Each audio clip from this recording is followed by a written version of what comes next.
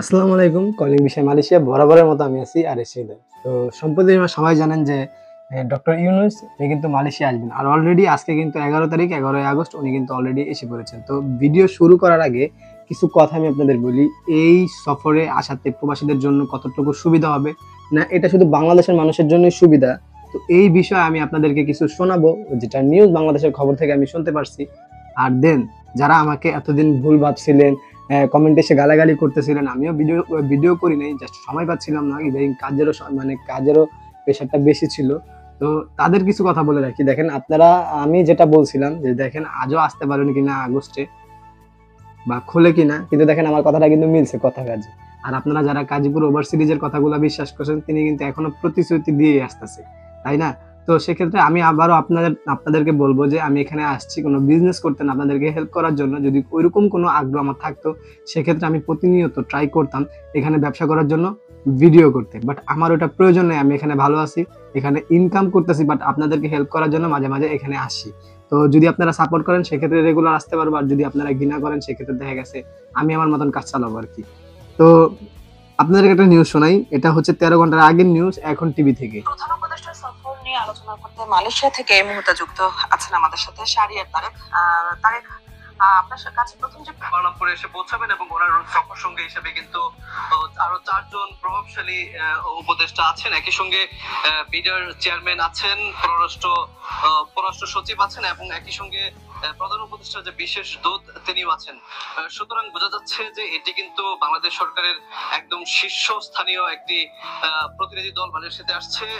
এই বৈঠকটি চলছে তার কর্মপরিকল্পনা সম্পর্কে আমরা যতটুকু জেনেছি যে এই যে দ্বিপক্ষীয় যে বৈঠক হবে সেখানে যে সকল বিষয় নিয়ে আলোচনা হবে এর মধ্যে অন্যতম হচ্ছে যে মালয়েশিয়াতে যে বাংলাদেশি কর্মীরা আছেন তাদের বিভিন্ন স্বার্থ সংশ্লিষ্ট বিষয় আছে।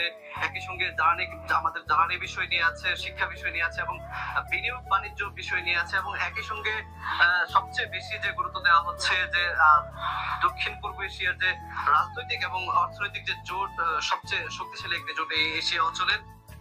আমি আপনাদের একটা কথা বলি। দেখেন বর্তমান সময়ে যদি আপনারা মালয়েশিয়াতে যদি আপনাদের কোনো নিকট আত্মীয় স্বজন বা আপনাদের কোনো ওইরকম স্বজন থাকে তাদের কাছ থেকে একটু খবর নেবেন বর্তমানে মালয়েশিয়ার পরিস্থিতি কি।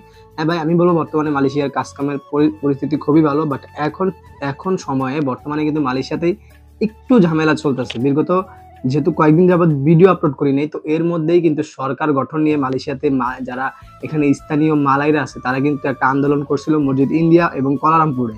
ওইখানে অনেকে অংশগ্রহণ করছে। কিন্তু এর মধ্যে বাংলাদেশ থেকে যখন আনোয়ার ইব্রাহিম ডক্টর ইউনূস যখন মালয়েশিয়াতে আসতেছে, তার মানে এখানে কি বুঝতে পারতেছেন এটা কি প্রবাসীদের জন্য ভালো হবে, না উনি ওনার কোনো দেশের কোনো উন্নয়নের কাজে মালয়েশিয়ার সাথে কোনো ওইরকম চুক্তি করবে।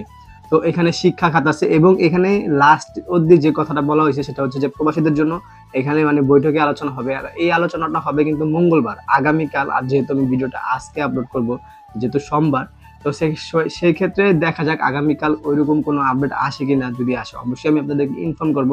কিন্তু আশাবাদী করা যায় যে বর্তমান মালয়েশিয়াতে যে পরিস্থিতি, অনেকেই কিন্তু দেখা গেছে অবৈধ হয়ে গেছেন, অনেকে অবৈধ পথে আসছেন। তো বাংলাদেশ সরকারের কাছে যাদের ঊর্ধ্বতন কর্মকর্তার কাছে ভিডিওগুলো পৌঁছায় তাদের কাছে একটা আবেদন যে বাংলাদেশ থেকে শ্রমিক যখন মালয়েশিয়াতে আসে, বর্তমান সময় না 2023 সালে, তখন কিন্তু বৈধভাবে লিগ্যাল ভাবে কিন্তু মালয়েশিয়াতে আসে। আসার পর কেন তারা চাকরি থেকে বের হয়ে যায় বা জবটা কেন ছেড়ে দেয়, এইটা নিয়ে যদি আপনারা একটু তদন্ত করেন সেক্ষেত্রে আগামীতে যখন কলিং ভিসা বা মালয়েশিয়ার ভিসা খুলবেন সেক্ষেত্রে আমার মনে হয় না যে বিগত আগের বছরগুলোতে যেরকম দুর্নীতি হয়েছে, কোম্পানির নাম নাই এমন কোনো কোম্পানির লোক এনে মালয়েশিয়াতে ছেড়ে দিচ্ছে, যার কারণে অনেক কর্মীরা টাকার কারণে ভিসা লাগায় নিয়ে অবৈধ হয়ে গেছে। আবার অনেকের এমন হয়েছে যে কোম্পানিতে আসছে ওই কোম্পানিতে ওইরকম সুযোগ ফ্যাসিলিটি পাচ্ছিল না, ওইরকম বেসিক পাচ্ছিল না, সেক্ষেত্রে কোম্পানি থেকে তারা বের হয়ে গেছে। এটা যাতে আগামীতে না হয় এই দিকে একটু কষ্ট করে লক্ষ্য করবেন। আর যারা এখানে আছে, যেহেতু আগামীকাল বৈঠক, অবশ্যই সরকারের কাছে আবেদন যাতে প্রবাসীদের এর আগের বারে যখন উনি আসছিল ওইরকম কোনো মিটিং করে নাই, বা ডক্টর আসিফ নজরুল যখন আসছিল প্রবাসীদের সাথে কিন্তু ওরকম কথাবার্তা বলে নাই। জানি না তারা কেন মিটিং করে চলে যাচ্ছে। বাট এখন যেহেতু আসছে, তো মনে হয় যদি তারা প্রবাসীদের মুখ থেকে শোনে এখানে সুবিধা অসুবিধাগুলো, অবশ্যই ওই বিষয়ে যদি কাজ করে সেক্ষেত্রে আগামীতে যখন বাংলাদেশ থেকে কর্মীরা আসবে তারা হয়তো আমাদের মতো বা যারা মালয়েশিয়াতে আগে আসছে তাদের মতন বিপদে পড়বে না। তো এই ছিল আমার আজকের মতো ভিডিও। তো দেখা যাক আগামীতে কি হয়। 3 দিনের সফরে যেহেতু থাকবেন উনি, আর আগামীতে যেহেতু মিটিংই হবে, সেক্ষেত্রে আগামীকাল থেকে হয়তো নিউজগুলো ভাইরাল হবে।